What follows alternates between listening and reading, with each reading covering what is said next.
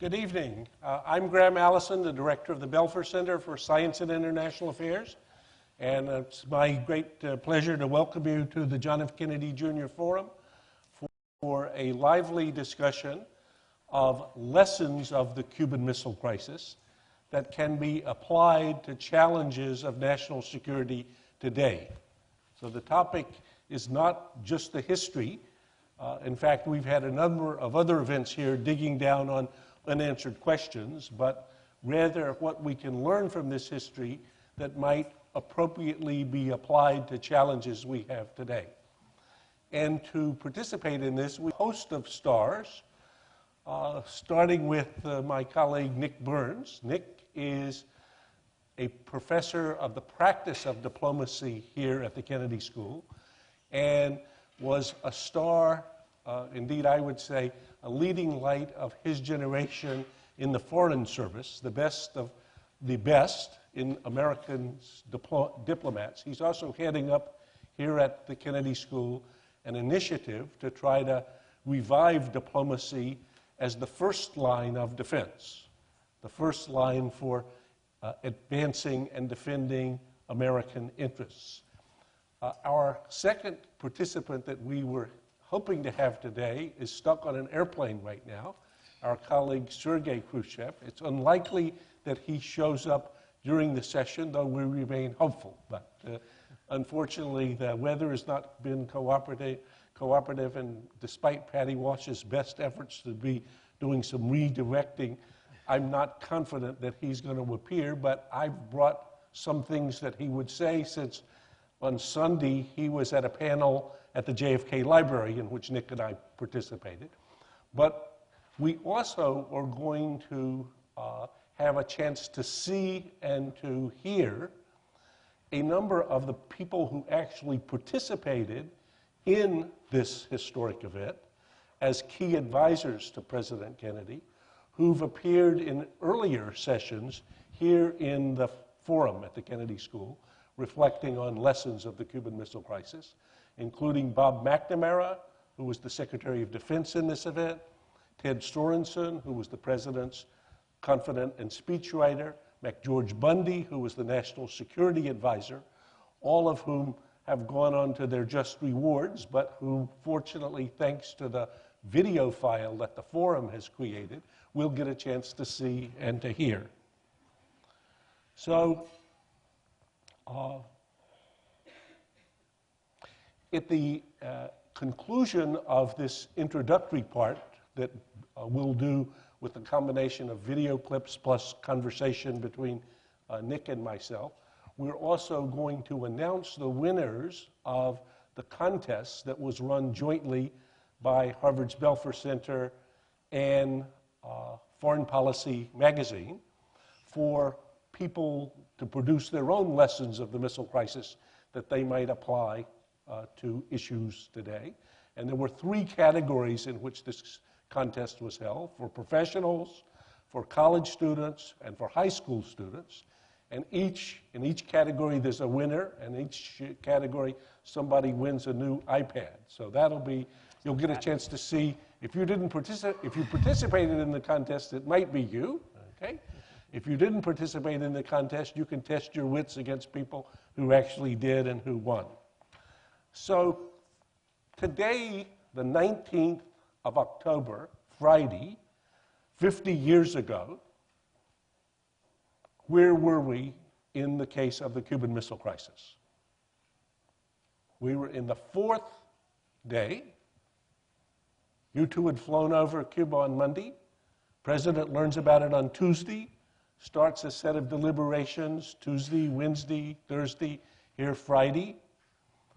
So here we are, Friday the 19th. Actually, it's quite interesting. If you look, thanks to the secret tapes that Kennedy made of the deliberations, we have a pretty good window into what people were saying at these meetings. As you can be a fly on the wall and listen to them. And if you go to the Belfer Center's website, just belfercenter.org, the communications group has put up a wonderful tab on the Cuban Missile Crisis where you can see lessons that previous presidents drew, lessons that Secretaries of State have drawn, but also links to the audio files, which you can listen to, or to the transcripts, which you can read.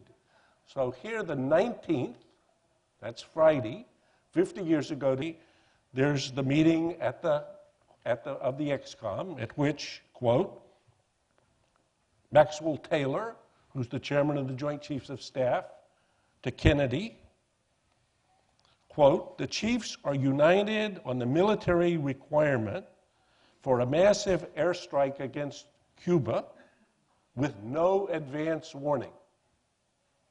Attack with the benefits of surprise those missiles and offensive weapons to prevent them from becoming operational. LeMay to JFK, quote, we don't have any choice except direct military action. Acheson, the former Secretary of State to JFK, quote, I feel that the course of action recommended to you by the chiefs from the military point of view is the right one, and I think it's the best one from the political point of view. Well, we could go on. So had that choice been made 50 years ago, we would not likely be here today. Now, this was the most dangerous moment in recorded history, and it plays out over the next, we're in the fourth day, the next remainder of 13 days. Let me just remind you of the picture very briefly, and then we'll get to the program. So, U-2 flies over Cuba, secret airplane discovers missiles being constructed in Cuba. The 16th, the Tuesday morning, they tell the president, they begin deliberating. Here we are on Friday, airstrike is where we want to go. By the following Tuesday, the 22nd, Kennedy announces to the world that the missiles have been discovered and that the U.S. is imposing a blockade demanding that the missiles be withdrawn. There's then a rush up to the edge of the precipice.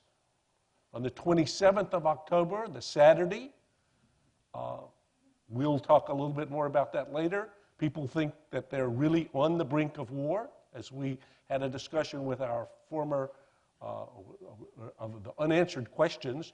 Soviet military that night were told to go home, both in Cuba, where they'd been wearing civvies, and in Moscow, to put on their uniforms because Soviet soldiers should die in their own uniform. The 28th, the morning, Khrushchev announces he's going to withdraw the missiles. So that's in a nutshell.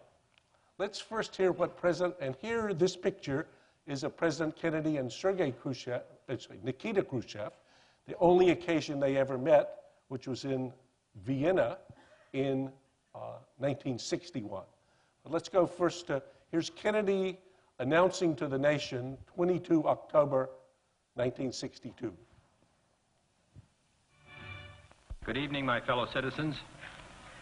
This government, as promised, has maintained the closest surveillance of the Soviet military buildup on the island of Cuba.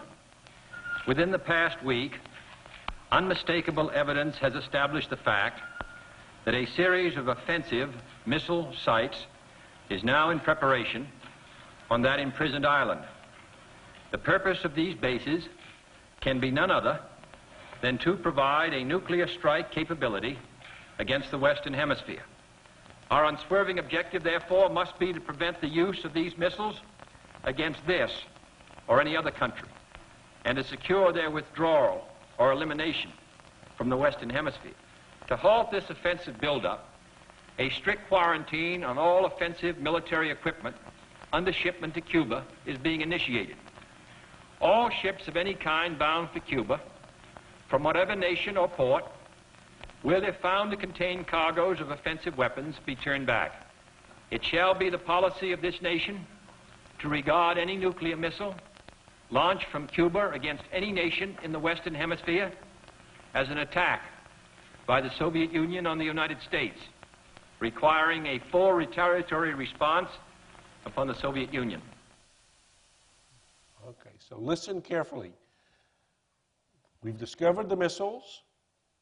The missiles have to be withdrawn. And if there's any attack from Cuba, on the U.S. or any other part of the Western Hemisphere, what's going to happen? Requiring a full retaliatory response. That means nuclear war. Okay? So every president since Kennedy, or beginning with Kennedy, have thought about this set of events and drawn lessons. And as I say, you can find these, or summary of them, up on the website at thebelfercenter.org. One person who drew some lessons just 2 weeks ago and stated them at the UN General Assembly speech is the Israeli Prime Minister. So let's hear what he said. Lead to war. Red lines prevent war. Just look at NATO's charter. It made clear that an attack on one member country would be considered an attack on all. And NATO's red line helped keep the peace in Europe for nearly half a century. President Kennedy set a red line during the Cuban Missile Crisis. That red line also prevented war and helped preserve the peace for decades. Where should a red line be drawn? A red line should be drawn right here.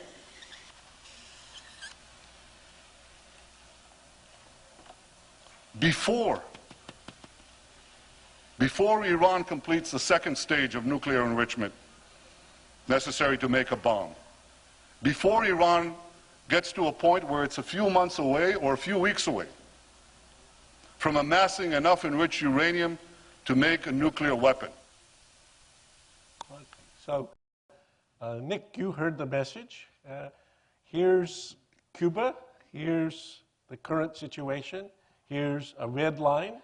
Here's NATO, as he said, draws a red line. Nick was at one stage of his career U.S. ambassador to NATO. Is Bibi correct? I don't think Bibi's correct, but let me just say, first of all, I'm very pleased to be here. Thank you all for being here. And I wanted to say a word about Professor Allison because he was nice in introducing me, and I haven't had a chance to say about him. He's the leading historian of the Cuban Missile Crisis, and the most significant book, the most insightful book, the book that gave us our first understanding of the Cuban Missile Crisis, was published by Graham Allison. It's Essence of Decision, published in 1971. If you haven't read it, you have to read this book. I read this, I like to kid Graham, I read this book in college when I was a sophomore. and the other day I brought my vintage 1970 Boston College copy, and Graham was nice enough to autograph it for me. So I wanted to pay tribute to Graham Allison for his scholarship and leadership, and he's organized a very significant series of events to help us understand this commemoration. Let's talk about this, Graham. I have, just based on our own discussions over the last couple of weeks, I come away with 4 or 5 major takeaways when I think about the Cuban Missile Crisis and its application for today, for the challenges that the United States and the global community are facing. On the question of Iran, I think that President Obama and Prime Minister Netanyahu need to answer the same question that President Kennedy had to answer 50 years ago, this and next week. And the question is this: what are we trying to achieve here? Are we trying to achieve a total victory over our adversary? Or are we trying to achieve a situation where we stop short of war and both sides can walk away with their pride intact and believing that some kind of compromise has been made that allows them to have a peaceful resolution? And Kennedy's great insight, and I agree with Graham, hundreds of millions of people in the Soviet Union, in Europe, and the United States would likely have been killed in October 1962 if Kennedy had agreed with that recommendation 50 years ago today from the Joint Chiefs of Staff. Kennedy instead sought a deal, the removal of the Soviet missiles from Cuba, and the secret part of the deal was that the United States would remove the Jupiter missiles from Turkey some time after the crisis had elapsed. That was the key compromise at the very end, which Kennedy kept secret from many of those same cabinet officers around the table. And he did it almost alone with his brother and with Ted Sorensen in reaching this conclusion. So what's the application for today? If we want to avoid a war with Iran, but we also want to stop Iran from acquiring a nuclear weapon, we're going to have to negotiate with Iran. If we draw the red line, with all due respect, where the Prime Minister has drawn it on this video a couple of weeks ago at the UN, the Prime Minister of Israel's red line is we're going to attack Iran when it achieves a certain level of nuclear capability, certain line on the continuum of how much enrichment they've been able to process. President Obama's red line is very different. President Obama's red line is we're not going to actually use force, if we use it at all, until Iran acquires a nuclear weapon.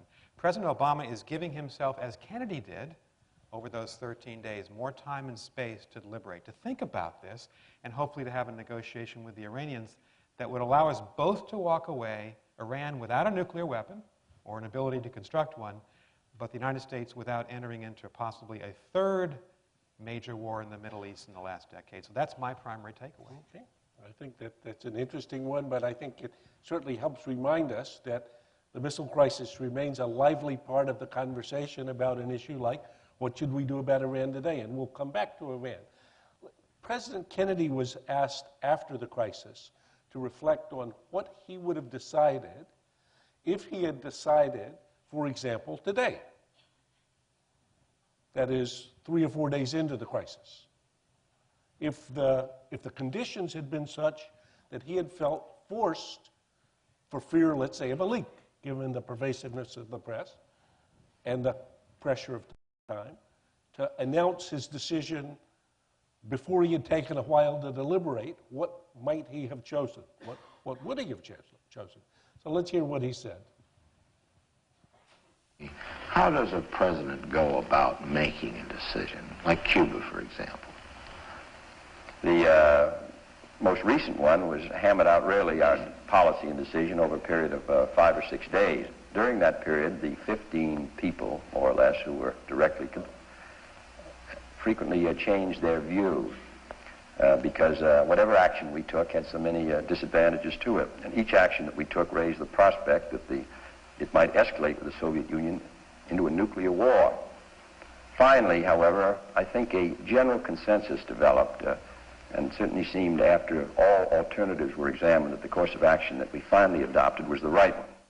If we had had to act on the Wednesday in the first 24 hours, I don't think probably we would have chosen as prudently as we finally did. So I had the chance last week to go out and look at the RFK Papers, Robert Kennedy's personal papers from the crisis, which just opened after 50 years at the JFK Library. So you can go out there yourself and go look at them. And about these meetings, he makes his little marginalia on the intelligence briefing, or he writes his comments about what he thinks is going on. And not just in the first 48 hours, but on the Friday, Bobby is still of the view, we're going to attack. And there's in the file the speech that they had drafted. So if an announcement was going to be made, they had to have a speech ready to go. And here's the speech. I'll just read you a piece of it. He says, quote, as against the speech you heard on the 22nd. My fellow Americans, with a heavy heart and in necessary fulfillment of my oath of office, I have ordered, and the U.S. Air Force is currently carrying out, military operations with conventional weapons only to remove a major nuclear weapons buildup from the soil of Cuba.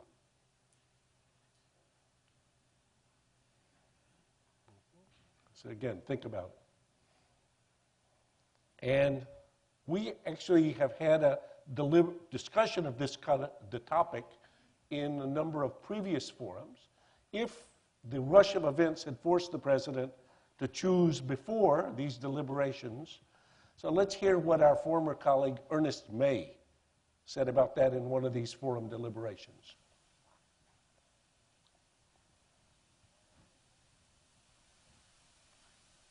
I want to pick up for just a moment on what was just said, because it seems to me that one of the important and very difficult lessons from the crisis is that it did take time. It took time for people to work out the possibilities, to see options that they didn't see, even for President Kennedy to cool down, because he was prepared in the initial sessions to resort to an immediate attack.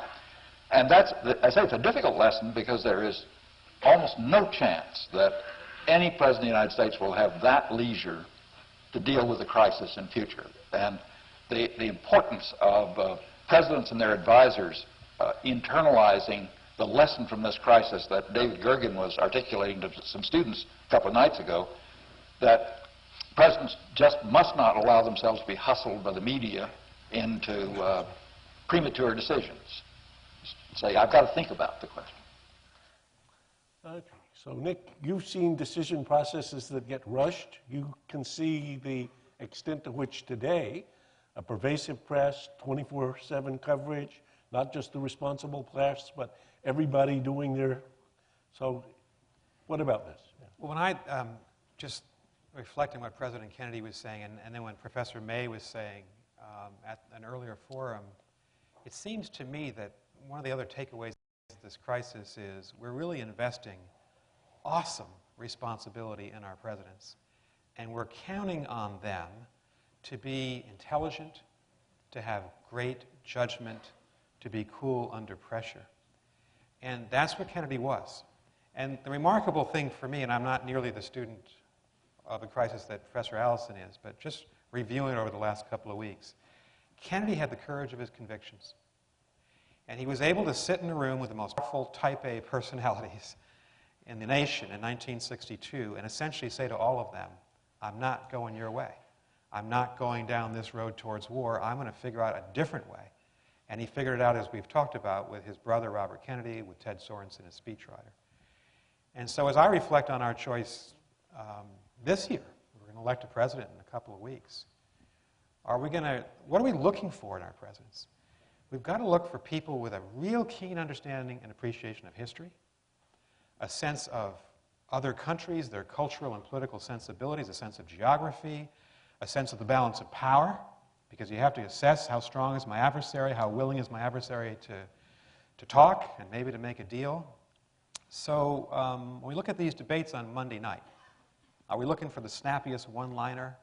Are we looking for the guy with a 5-point plan, the 3-point plan, the 1-point plan?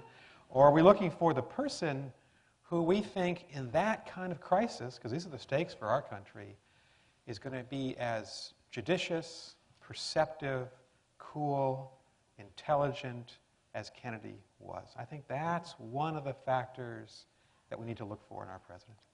I agree entirely, and I think that makes the choice fateful. It does. But back to the specifics, just because I'm going to not let you off the hook on this one, because it's painful.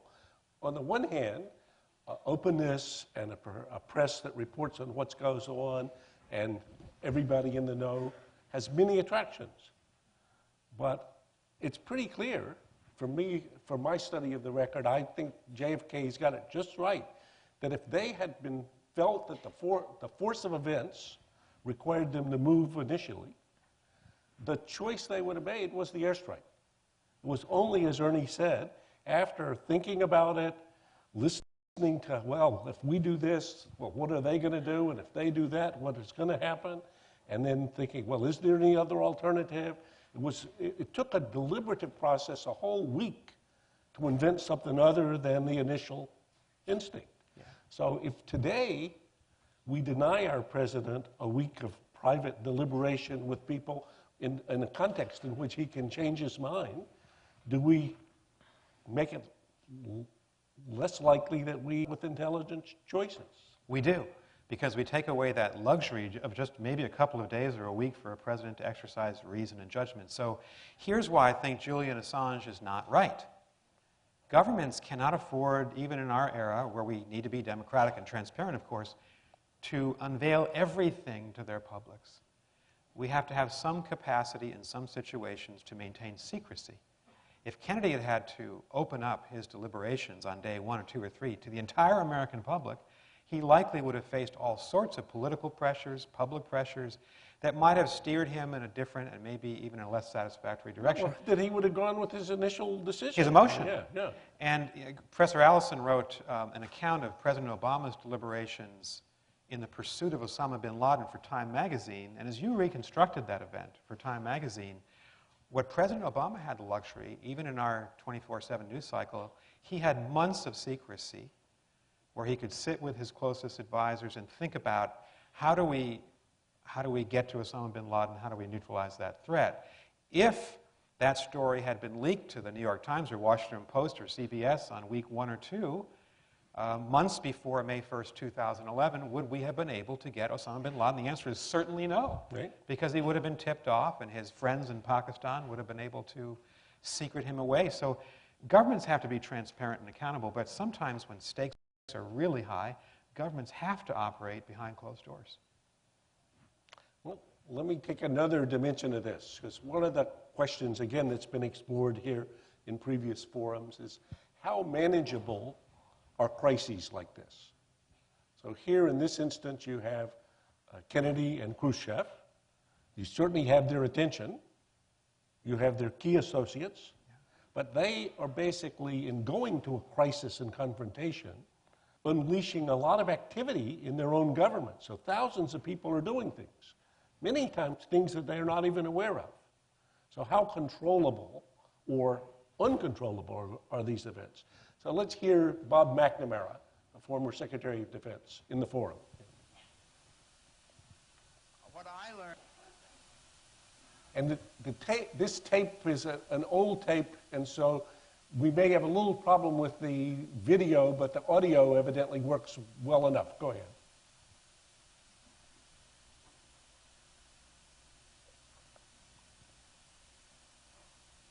Ladies and gentlemen, I think you might well ask, what have we learned? Ladies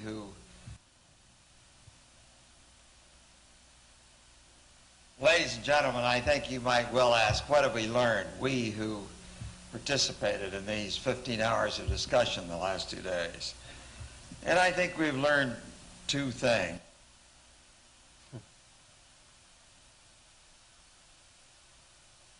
Well, we may. I want to.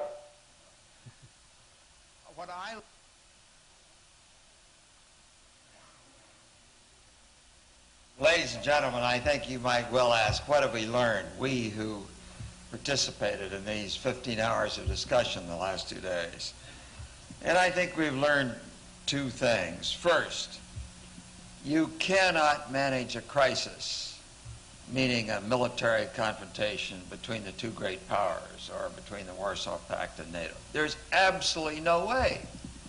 It is impossible to initiate action and do so with high confidence that you can predict the consequences of that action. What we have learned is, and I think this is true of the Soviets as well as ourselves, we cannot control these huge masses, these huge organizations, these military machines. And this is not because they're not disciplined, not at all. They are highly disciplined. It is simply that we are human. We are fallible.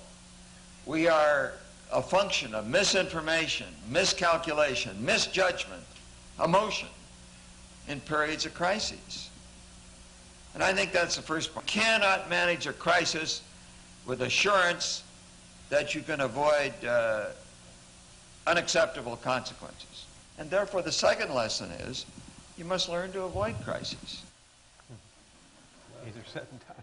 So here's the former head of Ford Motor Company, the man who at one stage imagined that he controlled every nut and bolt in the whole Department of Defense, having lived through a crisis and thinking about what this actually meant. This is also a topic on which Ted Sorensen, who was, after Bobby Kennedy, the president's closest confidant, was a good friend of the Kennedy School, was his speechwriter, also reflected. So let's hear what Ted said here in the forum.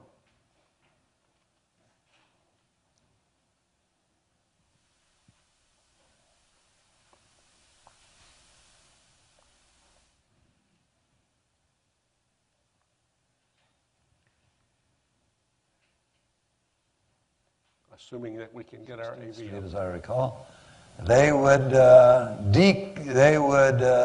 code. Well, they translated into Russian, put the Russian into code, and they would call up Western Union. There are probably a few people here who remember Western Union, who would send out Soviet embassy on 16th Street, as I recall. They would code. Well, they translated into Russian, put the Russian into code, and they would call up Western Union. There are probably a few people here who remember Western Union, who would send out a young man on a bicycle. He would come and they would hand him the message. He would pedal back to Western Union. They would send it to Western Union Moscow, who would send it on a bicycle to the Kremlin and Mr. Khrushchev. All this taking an enormous amount of time. And Dobrynin added, we hoped the young man didn't have a girlfriend in our neighborhood. There was even one such incident during the 13 days. It was on that very Saturday when we had all the bad news. I told you it looked like we were losing on the diplomatic track with the second letter, losing on the information track because one of our U-2s was shot down, and the chiefs insisted that we retaliate by bombing the Soviet SAM site that shot it down. Everything was just on the edge of breaking into war when a message came in that a U.S. Air Force plane, I think based in Alaska, had been sent out on an air sampling mission in order to test the air to find out if the Soviets were testing their nuclear weapons. Truth of the matter is, we were testing our nuclear weapons. And this Air Force plane, flying over the pole, hard to get lost, there's only one direction to go from the North Pole, but his navigation controls malfunctioned, and he flew out over Siberia. A U.S. Air Force plane flying out over Soviet territory. This was read aloud in XCOM, and there was stunned silence until the president, never losing his sense of humor, broke the silence saying, there's always one son of a bitch who doesn't get the message. Okay, so, I mean, if you were doing a movie script, I think this would probably be rejected. Well, I don't know, but today they're so incredible, maybe it would get in. But on the final Saturday of the crisis, everybody's on the edge of the precipice. Two U-2s, in effect, go on odd missions. One goes over Cuba and is shot down. Khrushchev is not aware that the orders that he previously gave are now able to be executed because the surface-to-air missiles in Cuba have become operational. So when it happens, he's shocked. Kennedy gets the notice that another U.S. U-2 happens to be flying over the Soviet Union at this moment. And Khrushchev then writes, after the crisis, a wonderful letter. Khrushchev, actually, I'd say, has the best lines in the crisis, in these letters. He writes a letter to him that says, Mr. President, what are we to think is happening?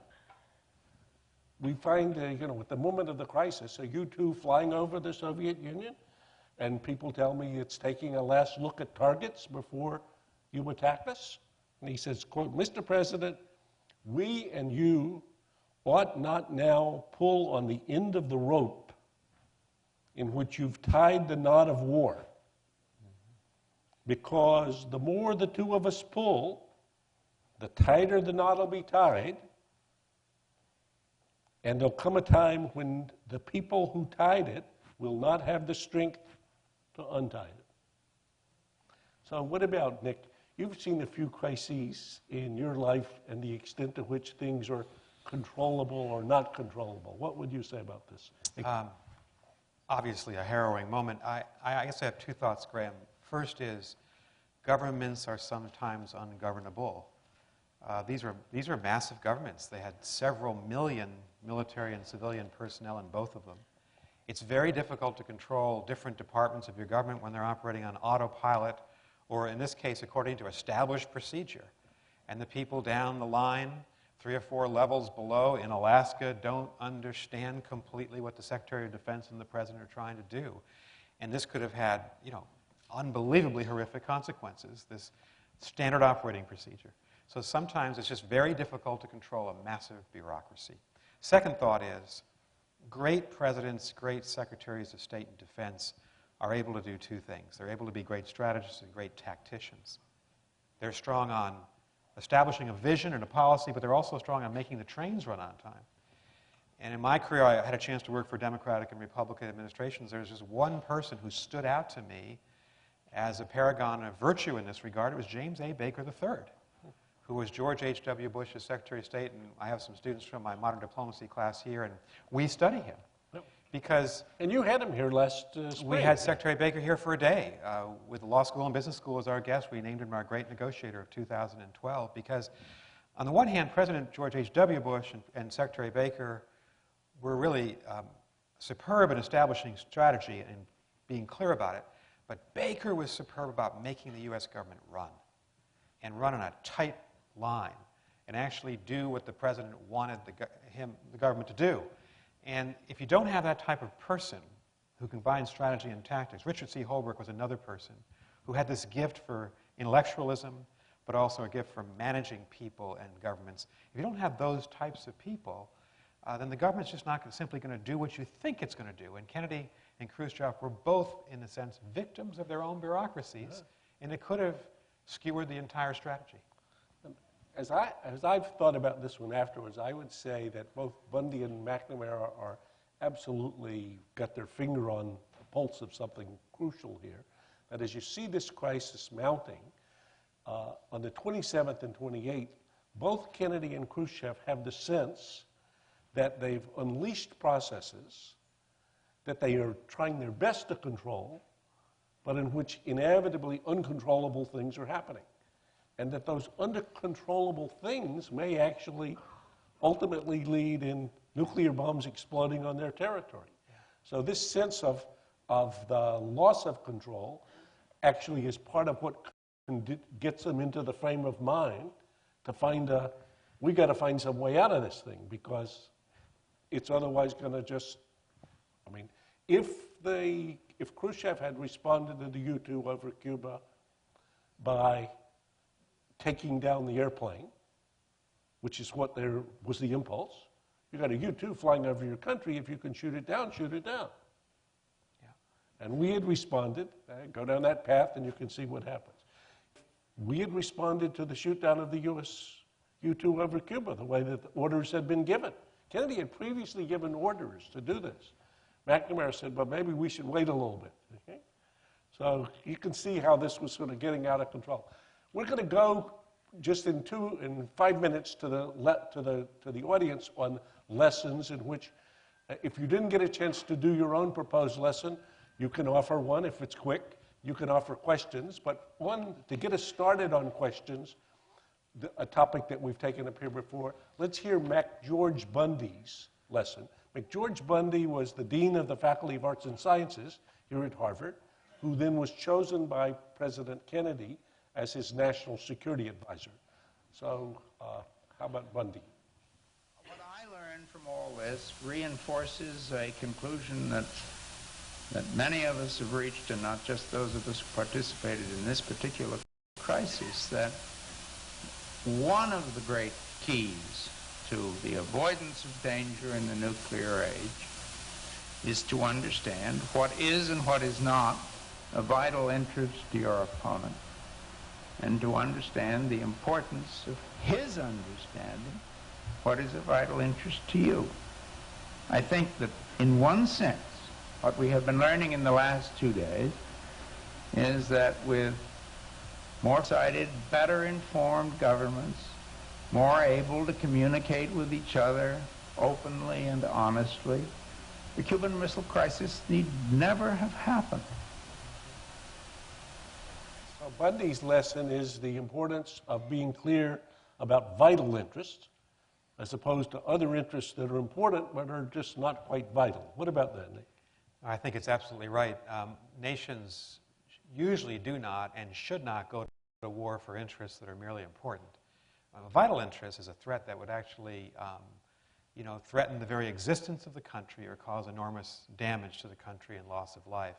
And it's in distinguishing those two different sets of interests that's where presidents have to make their most vital contribution. I think in this respect, Graham, and you've written about this, the role of Robert Kennedy is critical in this process, because if you think of Bundy's quote, Robert Kennedy had a series of conversations with Anatoly Dobrynin, the very new ambassador to Washington at the time, and with another Soviet intelligence official in Washington. Bolshakov, yeah. And it was through those two sets of conversations, I think, that Robert Kennedy was able to divine what is truly vital to Khrushchev. And John F. Kennedy had to have a keen appreciation of that in order to decide, how do we get out of this crisis? What's the deal?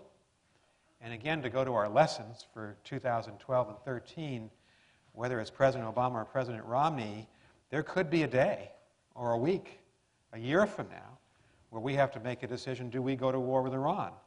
And I hope very much that before we make that decision, we've exhausted diplomacy, and we've taken a good hard look, what are the vital interests of Iran, and where is the space where we might make an agreement with Iran to stop them short of a nuclear weapon, but stop us short of a catastrophic, potentially, war. So I think the Cuban Missile Crisis has some direct lessons for us today. I agree. Let's hear JFK's lesson. JFK's major takeaway he delivered in his, I would say, greatest foreign policy speech at the American University commencement in June of 1963. So let's just hear a little clip from that, if we can. For in the final analysis, our most basic common link is that we all inhabit this small planet. We all breathe the same air. We all cherish our children's futures. And we are all mortal. We must deal with the world as it is, and not as it might have been had the history of the last 18 years been different. We must therefore persevere in the search for peace in the hope that constructive changes within the communist bloc might bring within reach solutions which now seem beyond us. We must conduct our affairs in such a way that it becomes in the communist interest to agree on a genuine peace, and above all, while defending our own vital interests. Nuclear powers must avert those confrontations which bring an adversary to a choice of either a humiliating retreat or a nuclear war. Okay. So what's the main lesson from Kennedy's point of view? I just stated again that nuclear powers must avert confrontations, not manage them, avert confrontations that bring an adversary to a binary choice between humiliating retreat and war. So if we try to think about Iran and the Iranian nuclear challenge today, I've written about it as a kind of Cuban Missile Crisis in slow motion. So not over 13 days are we going to get to the brink, but I'd say the next 13 months is a pretty good timeline. And in the 13 days, on the final Saturday, the 27th of October, so 10 days from now, Kennedy was given by his advisors two and only two options. Attack the missiles to prevent them becoming ready to fire against the U.S., or acquiesce in Khrushchev having established a defensive strategic nuclear base in Cuba. That's it. You can go, as I said before, listen to the tapes, go to the website. It's terrific fun to listen to people debating choices they thought would likely, some of which would lead to nuclear war, and maybe they could find an alternative. Attacked? Well, but if we attack the missiles in Cuba, could any of them be fired? Well, if they're operational, they might. And in any case, will this be the end of the game, or will Khrushchev attack our missiles in Turkey, or will he move against Berlin? Well, how about acquiesce? Well, Kennedy's just said publicly, this cannot stand. There's a very bright red line there. Similarly, he's thinking about next month, Berlin, where Khrushchev has said he's going to solve the Berlin problem. And now we know, after the fact, that we've learned a lot of more facts about the Soviet side of this, that he was thinking he was going to finish construction of the missiles in October, unveil them in November, and propose a solution on Berlin. And there, Khrushchev held all the cards, because Berlin was at the time this enclave, a free enclave in the midst of Soviet troop-occupied East Germany. And the U.S. was committed to defending Berlin, up to and including nuclear weapons. Well, damned if you do, damned if you don't. And that's when, in that setting, Kennedy becomes extremely inventive. And you've already said something about that, Nick, so say whatever. Well, I agree with you. I think this is an extraordinary speech, this American University speech. And if you haven't read it, read it. Go on our websites and watch the speech. Think about it. I think it's actually the most important speech given by an American president in the last half century. Because he does say in that speech that the human interest has to transcend the national interest. And that was his basic choice. Am I really trying to just maximize the position of the United States in October 1962 versus the USSR? Or do I understand we live in a small planet, we all breathe the same air, we've got to save humanity, which he ultimately, thankfully, brilliantly decided to do. And he says in this speech, we need a strategy for peace. In fact, that's the title of the speech, not just for war. And I can tell you, having served in the U.S. government, we've got a million strategies for war, and we have to. You know, contingency plans in case we get into trouble. How many strategies of peace do we have? And we've talked about this before. Kennedy regularly said our highest national aspiration has to be peace. And even people like Lyndon Johnson said that, and Richard Nixon said that in 1968. Where is the American leader now? Where are the foreign leaders saying our highest aspiration is peace? Most of our leaders say our highest aspiration is security. There's got to be something beyond security if we're going to uphold our responsibilities. This is a great speech. And I think, Graham, you're right. If you frame the Iran problem in 2013, okay, here's the choice. Either we bomb Iran or we contain them. We fight them or we acquiesce to an Iranian nuclear weapon. It's the wrong framework. Because there's a huge space in the middle between those two alternatives called our intelligence, our wit, diplomacy. Might we, not assuredly, but might we find a path to peace on our terms where they don't get a nuclear weapon? That's where I think President Obama is heading. And I'm convinced that if he is reelected, he's going to choose a big negotiation with Iran before he even considers the use of force. And we'll have to restrain Prime Minister Netanyahu, and we should, while protecting Israel's interests, obviously. But to me, that's the central lesson of the Cuban Missile Crisis. Okay. Before we open it to questions, and you can even start lining up, because this is just going to take 1 minute, let me announce who the three winners are, and let's put them up here. The first category is grades 6 to 12, and the winner is Eden Rose Niles from Denver, Colorado. Great. And her lesson is, let me quote it for you here. During a crisis, when military action is viable as a first response, the morality of using weapons to reach a resolution must be considered in order to prevent a catalyst for greater conflict and subsequent death. So, good smart. for Eden. Very smart.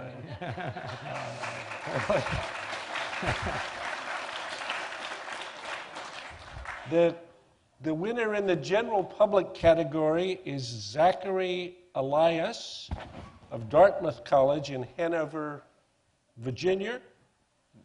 No, New Hampshire. New Hampshire. Yeah. Who said Virginia? New Hampshire. The lesson, the Cuban Missile Crisis taught the U.S. what containment feels like. There's 300 words explaining more details of that up on the website that you can look at.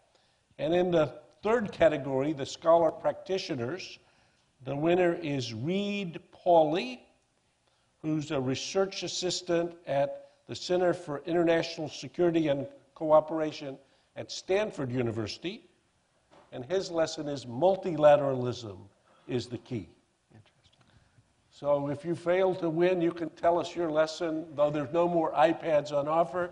There are 2 microphones here on the floor, and there are microphones at the first loge. So please stand up, offer your 2 cents worth, and introduce yourself. Comments are in order, as well as questions, and let me start with Dan Finn, who was one of the people who worked as an assistant to President Kennedy, even at the time. Dan. Yes, thank you, Graham. Let me hasten to say that although I was there, part of total White House staff, this is hard to believe, of 77. That was the entire White House complement at the time. Slight change since those days. I was not in any sense a participant in the crisis, as Graham well knows, because he would have talked to me long since if I had been. But I interviewed you about other things, but not about the crisis. That's right. That's right. But I was in that White House at the time, and I've thought a lot about it, and I've talked to a lot of my colleagues about it since. There's one aspect of the crisis, which is really the aftermath of the crisis, which doesn't get much notice. We sometimes forget that the Cuban Missile Crisis took place about 10 days before critical midterm elections in 1962. And the obvious, and it was obvious to a lot of people, that the thing to do is to crow about this and to say this is a great victory. And as a matter of fact, one of his advisors did say we went eyeball to eyeball and the other fellow blinked. The day after, and I just happily have to have the quote here, the day after Khrushchev accepted the trade, although not publicly, Kennedy went to his press secretary and he said this to him: "This is not our victory. This is a joint victory of two nations. We did it together. Don't let anyone go out there and say this was an American victory."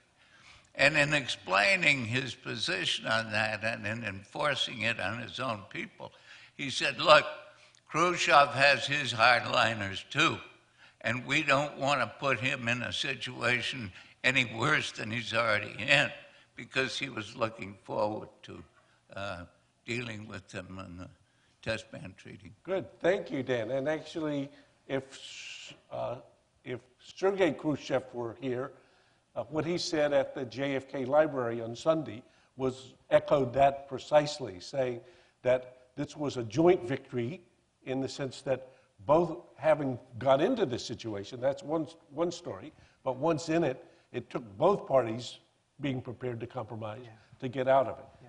Please, sir. I'm Charlie Clemons of the Carr Center here. I was 16 at the time. I was living on a Air Force base in Texas that had B-52s. My father was a nuclear weapons officer.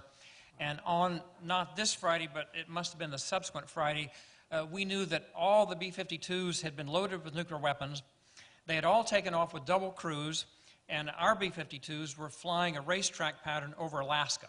They would fly straight toward the Soviet Union, and at the last minute turn around and come back.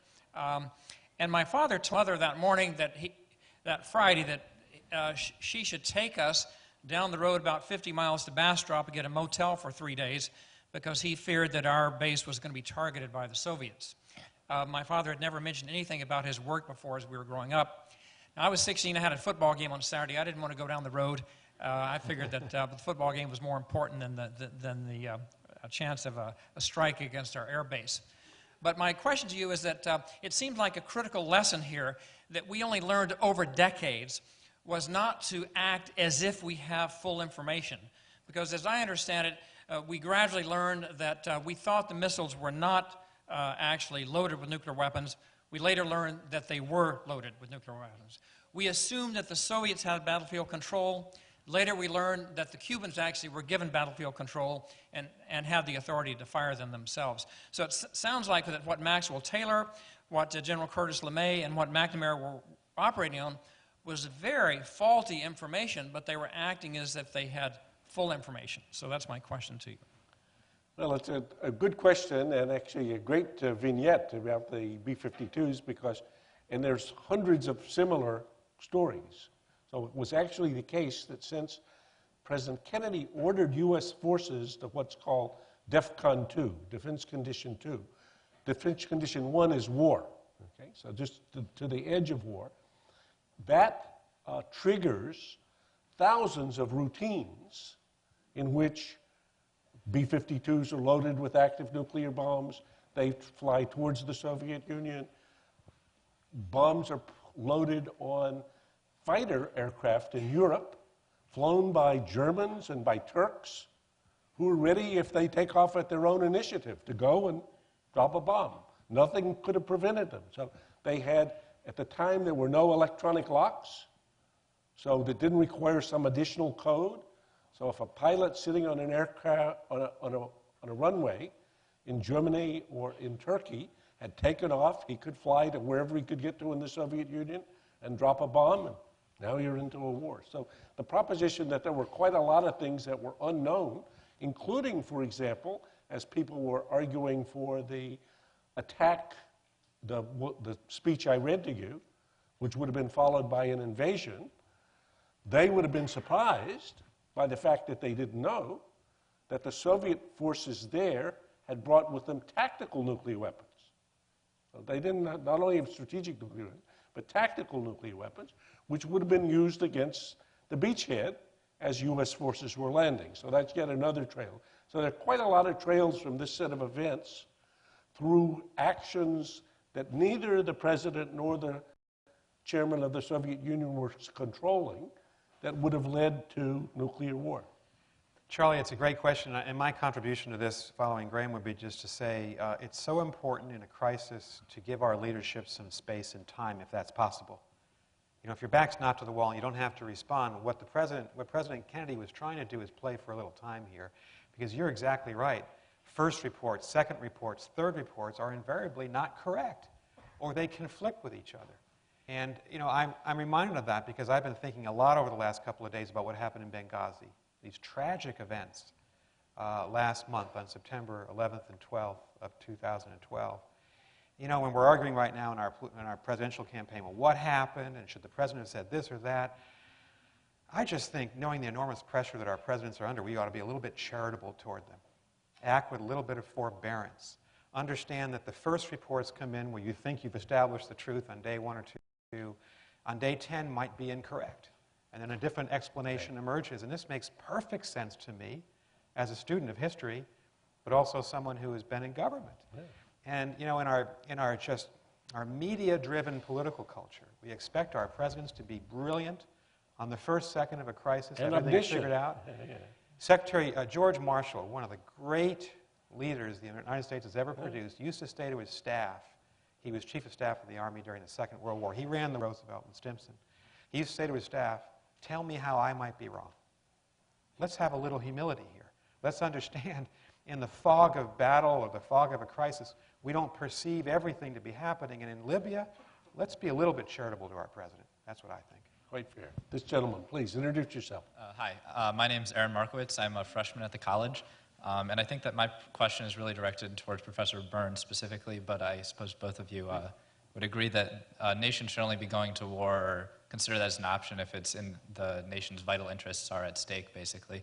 I think that that's a reality, but if a regime such as Iran, when you try to draw these parallels to the Cuban Missile Crisis, should Iran consider its acquisition of a nuclear weapon in the vital interests of that regime, it seems that the common ground for diplomacy begins to run thin. So where would you believe the practical common ground would be in terms of a diplomatic solution between our and certainly Israel's vital interest in preventing acquisition of a nuclear weapon and then Iran's perception of vital interest in securing their regime with a nuclear weapon? Thank you. Good question. Thank you for your question. It's a great question. I think Graham and I will both have thoughts on this since we talk about it all the time. I think we do have vital interests at stake if Iran acquires a nuclear weapon or several nuclear weapons. Number one is the threat to Israel. Israel's our friend and ally. Number two, the United States does not want to see a situation where Iran becomes the dominant military power in the Middle East because the Middle East itself, for economic and strategic reasons, is vital to us. And number three, and President Obama articulated this in March when he gave his speech to AIPAC, if Iran were to acquire a nuclear weapon, it is very likely that other countries, and the President did not name them, but I would, just my own view would be Egypt, Turkey, and Saudi Arabia might decide to become nuclear weapons powers themselves, and in the tinderbox of the Middle East, it is definitely in our vital interest to prevent a proliferation of nuclear weapon states. So I think this is the most important national security decision for 2012 and 13. What do we do about Iran? It's a great threat to us, as well as to Israel, as well as to the Arab states, particularly the Gulf states, the Saudis, the Emiratis, and the others. And that does raise the stakes for us.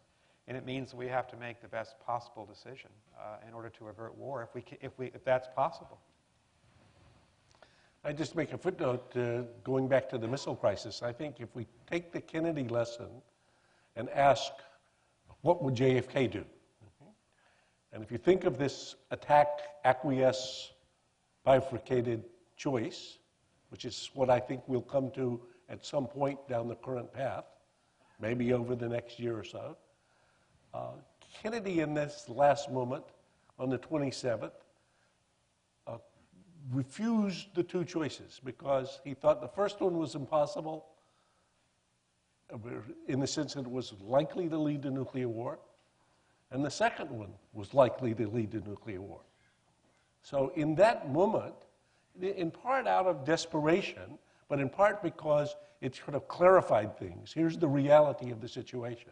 And in fact, it's very interesting, as I say, you can go listen to the tape yourself or read the transcript, and you can see very smart people struggling with this, and they can't, well, you can either have to do this or you have to do that. That's it. And in that moment, he becomes inventive and comes up with this very strange concoction that includes a public deal, a private ultimatum, and a secret sweetener. So the public deal is you withdraw the missiles from Cuba, and we will pledge not to invade Cuba. Okay? Well, that seems okay. Privately, we need to hear within 24 hours that you're withdrawing these missiles from Cuba, or we're going to act unilaterally to resolve this problem, which meant attack. Well, my goodness, giving somebody a military ultimatum, that's pretty unusual, but privately, not publicly. And then secretly, Bobby said to Dobrynin, this is the way the message went that Sorensen was talking about, we're not going to make a quid pro quo, he said, but if the missiles are withdrawn from Cuba, within 6 months, the U.S. missiles in Turkey, which you've been asking for, will be gone. But that's going to be secret. Well, that was the deal. So I would say on the Iran thing, now's a good time to start becoming inventive, and actually we can all participate in this game. Right. What is there between attack and acquiesce that might meet our vital interests, just to your question, and might also meet Iran's interests? Now, there may be nothing in that space, and even if there is, the two parties may not be smart enough to find a way to agree on it. But I think that's the challenge. This lady. Good afternoon. My name is Sarah. I'm a freshman at the college. During our talk, you mentioned the need to keep some information away from the public. What criteria do you think should be used to mark the line between what should be told to the public in the interest of transparency and what should be kept away in the interest of diplomacy, perhaps? Do you think there are any lessons from the Cuban crisis in this regard? That's another great question. Nick was, in another stage of his career, the press spokesman for the State Department for Madeleine Albright. So, Nick, I'll give that to you. All right. Great question. You know, we live in a democratic society, so we have to err on the side of being open to our public and transparent. So we classified information, secret information, on a 30-year timeline. When you classify a document that's secret, it will not see the light of day in Harvard University or any library for 30 years. President Obama came into office and said we ought to shorten that. We ought to give our citizens the right to look at our government more carefully on a shorter timeline. And he and President Bush, George W. Bush, and Bill Clinton have tried to open up the government a little bit so that our citizens can see exactly what's happening. And that, in a democratic society, is critical. But there's got to be a small space reserved for secrecy. And here's my argument against, the Julian Assanges of the world who say, well, why don't you just publish all your documents, every diplomatic cable? I used to say to reporters, they used to harangue me, why don't you tell us more? I'd say, do my government have a right to secrecy? No, you got to tell us everything. I'd say, how about the nuclear codes? What do you mean? Well, we have codes that activate our nuclear weapons. Do you think, you reporters, that we ought to make those public? Well, of course not. I would say, I've therefore established the right of the government to have secrets. So, in this case, as Professor Allison and I have discussed, the president had the relative luxury of 13 days.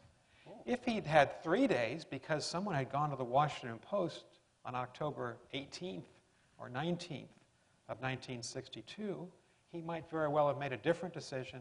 He might very well have wandered into conflict, into war. And I think, the stakes are so high. If you think about terrorism, WMD, nuclear, chemical, and biological weaponry, think about the consequences of a U.S.-Chinese clash, two nuclear superpowers, if we had a misunderstanding over the South China Sea or the Senkaku Islands. You want to give space to your presidents and prime ministers and kings and queens, the rulers of the world, and preserving some secrecy about some deliberations is absolutely critical, in my view. This gentleman. Glenn Ingram, a student of history. I was intrigued by a Globe correspondent, an article this week by Jordan Michael Smith mentioning with this sort of like sensationalized headline, "Did a mistake save the world?" I'm curious to your views on Kennedy's reading of Barbara Tuchman's book about how World War I started, which historians have now sort of debunked her theory of the start as being an accident, and yet he used that apparently as a bit of backdrop reading during the context to further his notion of not wanting to go down that road of something happening accidentally. I'm just curious about your views on his use of that book and the I'll give it 2 cents because, again, given that the time would be brief, but I'd be happy to talk about it after. First, I don't agree with the revisionism about the Barbara Tuchman thesis. I like the Tuchman book a lot. I think that the proposition that for the absence of a crystal ball that would have allowed them to see where they would be at the end of World War I, many of the statesmen took actions which, if they had been able to foresee the future, they would never have taken. So at the end of World War I, everyone lost. So the Kaiser, who in the revisionist thing was the tough guy, is gone. The Austro-Hungarian Empire, who were the implementers, dissolved. The Tsar, who backed them up, overturned by communists and the Bolsheviks. France bled such that it hardly ever recovered. Britain lost the flower of its youth. So I'd say, after the fact, this was a disaster for all of the parties. And the lesson that Kennedy kept thinking about was, from thinking about the Tuchman book, wait a minute. People can end up going to war and ending with a result that after the fact they would have never chosen.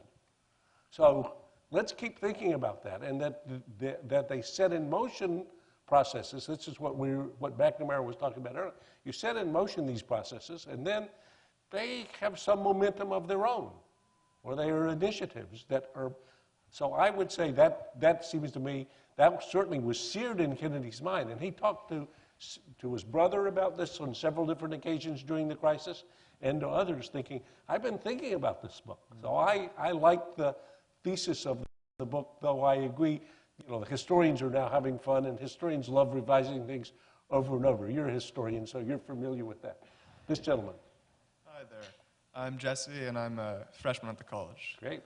So I have a question about where you guys think nuclear power is going in the future, and how we can reduce the number of nuclear weapons to zero. So there's been a resurgence online right now of awareness about this issue. If you Google Global Zero, all sorts of information on the topic. But I wanted to know what you think of the last couple decades' efforts and the best possible methods for the future. Well, you're looking at Professor Allison and Professor Bunn are two of the great experts in the United States on this issue. I'm going to defer to Graham. I'll just say one sentence. We're not in good shape. we're not winning the war against proliferation. North Korea, run by a 28-year-old previously unemployed third son with no management experience, is the proud owner of a nuclear weapons force. And if we're not smart and tough, the Iranians will get a nuclear weapon. And India and Pakistan are at each other's throats, and they're both nuclear weapons powers. So this is, I think, the greatest threat to the human race. That, you know, at some point, somebody's going to make a mistake, or some terrorist group's going to get its hands on WMD, and there's going to be a catastrophe. And I don't mean to depress you on a Friday afternoon, but those are the stakes, and you really have, and Professor Allison, Professor Bundy seated in the front row, and the Belfer Center, I think, our greatest repository of wisdom, the two of them. Well, thank you, Nick. I'd say look at the Belfer Center website, since this is a topic we debate and discuss a lot. The fact that, I think your instinct, the reason for thinking it's appropriate, is that 4 of the wisest statesmen of the Cold War, Henry Kissinger, Sam Nunn, Bill Perry, and George Shultz, have now, over the last 2 years, embraced the idea, the vision, of a world free of nuclear weapons, and urged an agenda of actions for moving towards there in a smart but rapid fashion. And President Obama, in his famous Prague speech in April of 2009, in his first year, endorsed this vision as well. So the initial steps taken in the New START treaty would bring the US and Russia down to 2,250 active nuclear weapons in their active arsenal. That's a huge step from, if we try to remember, at the height of the Cold War, between us we had about 64,000 nuclear weapons. Again, it's, you know, obscene and absurd, but still, that was a fact. So this is going in the right direction for sure. The problem, the fundamental problem, is the one that Nick points to, which is that, lo and behold, other parties are getting nuclear weapons. Some parties that haven't had their Cuban Missile Crisis. So if you want to think of who are the best candidates for a nuclear war today, India and Pakistan. How plausible is it that they might find themselves eyeball to eyeball? Well, excuse me, they've had 4 wars, so this wouldn't be too hard.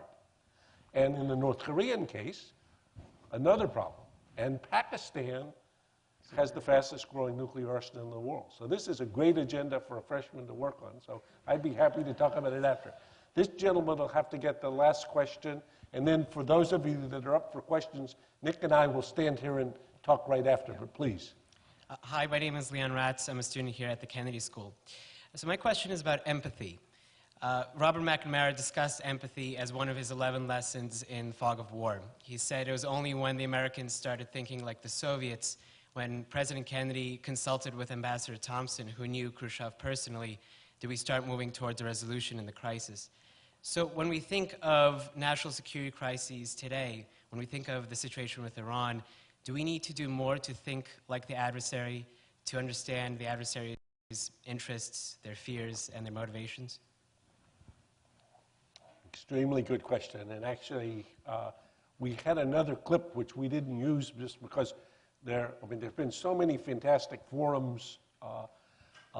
This one was from Bobby Kennedy, not in the forum, because unfortunately he was gone before the forum was here, but from another setting in which his lesson is just your lesson. He said the most important thing that he was taking about this after, to think about empathy that would have allowed the U.S. to better understand what were the conditions that might have led Khrushchev to do such a wild thing.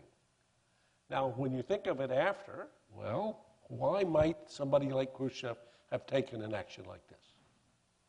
Well, so Kennedy's elected. He's run against Nixon, Eisenhower's vice president, on the grounds that the prior administration didn't do anything. So we got to get the country moving. And in particular, they let the Soviets have a huge nuclear advantage over us. There was the missile gap. That was the big item. If you look at the Kennedy Nixon debates, which you can see on the web or out at the library. They're accusing Nixon to be part of an administration that allowed a missile gap to open. And Kennedy said he's going to close that missile gap. Well, lo and behold, he becomes president. Now he gets a full set of briefings. And actually, the U.S. has a huge advantage over the Soviet Union in nuclear weapons, not a disadvantage. But he's already campaigned on this, and so he orders an even greater buildup. So the U.S. spurts, starting in 1961. You look at the lines. We start building Minuteman missiles, Polaris submarines, okay.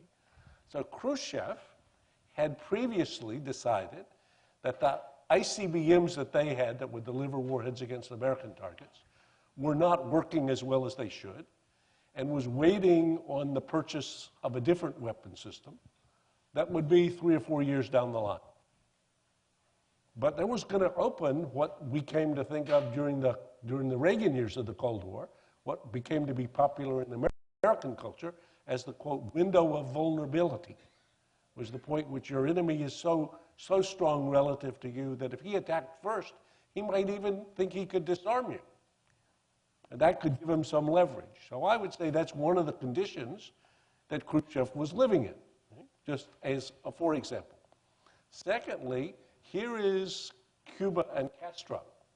And actually, we had another clip for you tonight that we'll put up on the website from Castro. Who is that?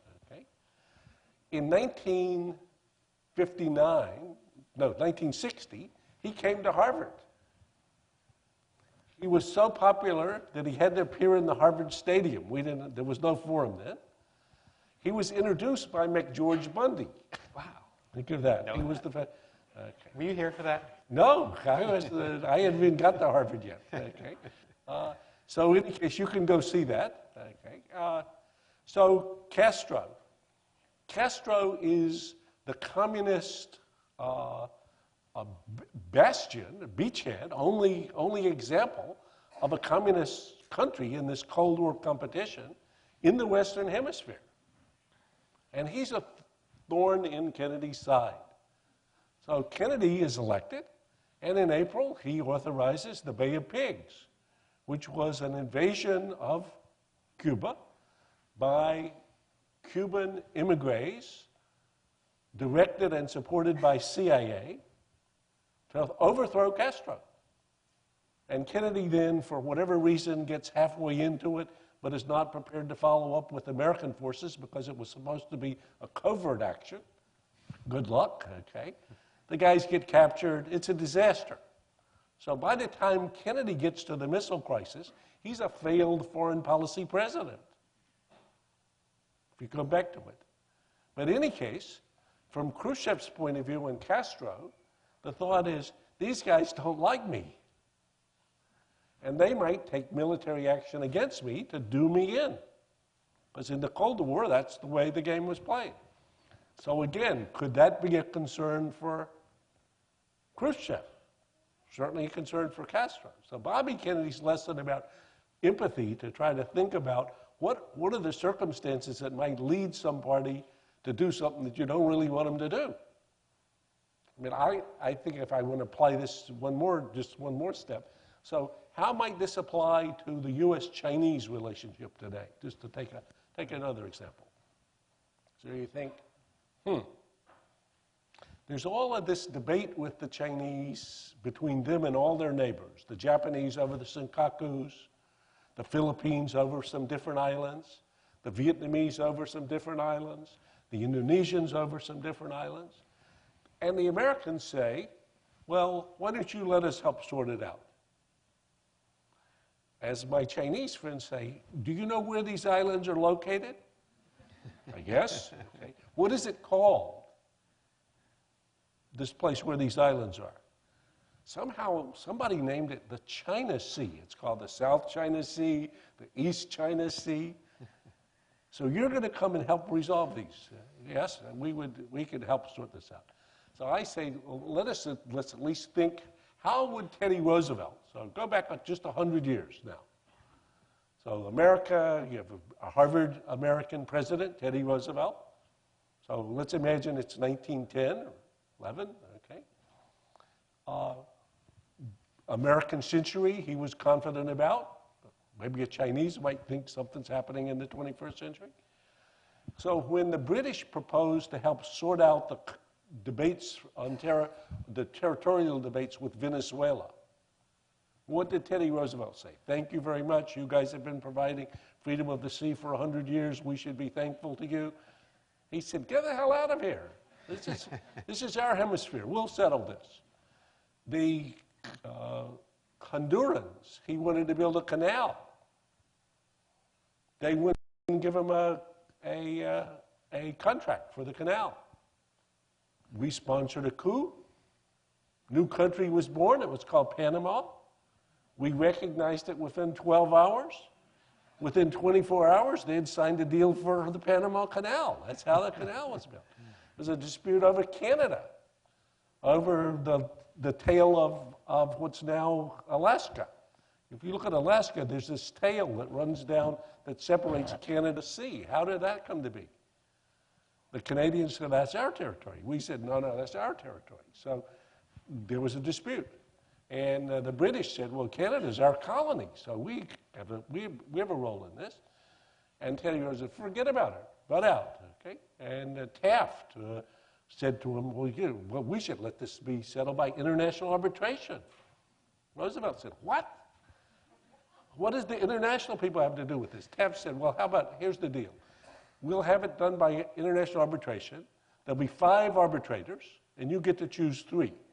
He said, as long as it's by majority vote, that's okay. He chose his 3. There was one meeting. They voted for his resolution. We got this tail, okay? So I would say, if we tried to be empathetic about the Chinese today, we would say, well, this is a pretty big issue, a pretty complicated issue, and we might be more reserved. Nick, what do you say about that? I'll give you the last word. All right.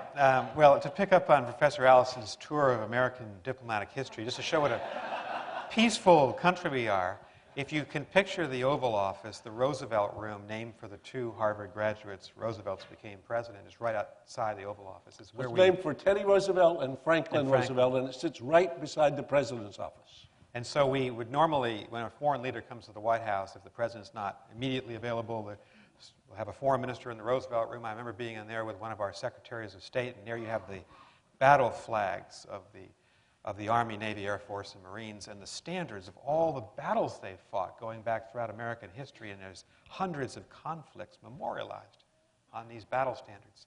And this one particular Secretary of State, whom I probably shouldn't name, used to joke with every foreign minister. He would describe all these great battles just to show you what a peaceful country we are in American history. These are only the ones that we won. Well, of course. But I think Leon's question, and we're going to finish on this. Yes. Leon's question brings us, it's a perfect question. It brings us back to where you and I started. So what do we take away from the Cuban Missile Crisis? Lots of lessons. I think the central one, for those of us who want to see the United States act with strength, but act with some empathy towards the rest of the world, and always try to resolve conflicts peacefully if we possibly can, and only use force not as a first impulse, last resort. What is it? It's what Leon said, it's what Robert Kennedy said.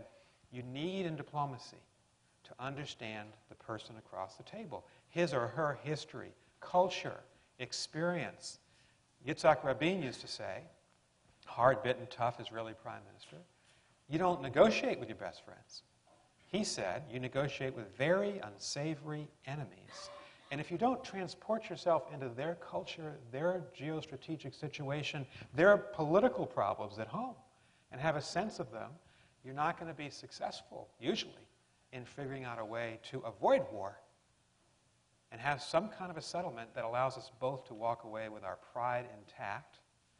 And Khrushchev and Kennedy could go back home and both say, we succeeded.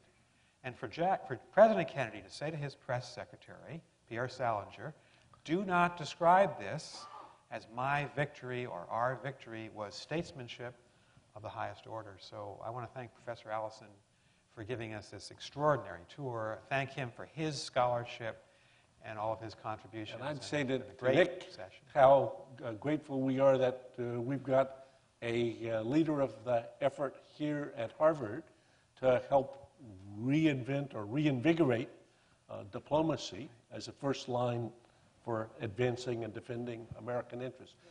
The website for the forum includes a dozen other fantastic forums, if you do Cuban Missile Crisis, where you can see others. We just had to do excerpts from them with much more detail.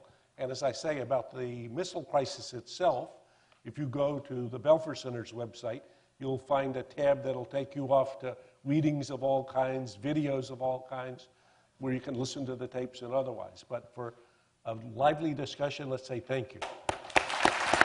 Well done. Fantastic. That was great? Really fun.